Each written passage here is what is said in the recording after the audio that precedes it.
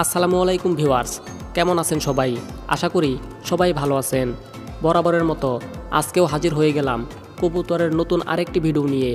আজকের ভিডিওতে যে বিষয় নিয়ে আলোচনা করব তা হলো কবুতরকে সারা বছর রোগমুক্ত ও সুস্থ রাখার 10টি উপায় নিয়ে।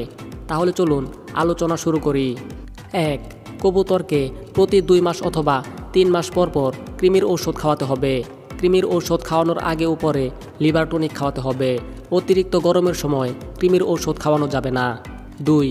কবুতরকে প্রতি 15 দিন পর পর মাল্টিভিটামিন ও মাল্টিমিনারেলস খাওয়াতে হবে। 3. প্রতি মাসে একবার কবুতরের বাসস্থান পরিষ্কার ও জীবাণুমুক্ত করতে হবে। 4. কবুতরকে মশা, মাছি, উকুন, মাইট ইত্যাদি থেকে রক্ষা করতে হবে। কবুতরকে উকুননাশক শ্যাম্পু দিয়েও গোসল করাতে পারেন। 5. গরমের সময় কবুতরকে সপ্তাহে একবার গোসল করাতে হবে। বেশি গরমের সময় সপ্তাহে 2 বার গোসল করানো ভালো। 6.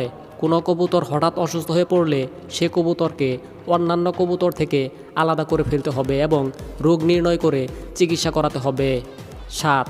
কবুতরকে হিটস্ট্রোক থেকে বাঁচাতে, কবুতরের দুর্বলতা কাটাতে কবুতর পরিবহনের আগে ও পরে কবুতরকে স্যালাইন খাওয়াতে হবে।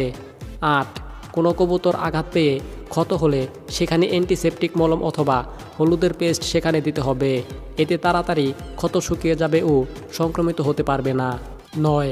বাজার থেকে কিনে আনা সকল প্রকার খাদ্যকণা ভালো করে ধুয়ে রোদে শুকিয়ে তারপর কবুতরকে খেতে দিতে হবে।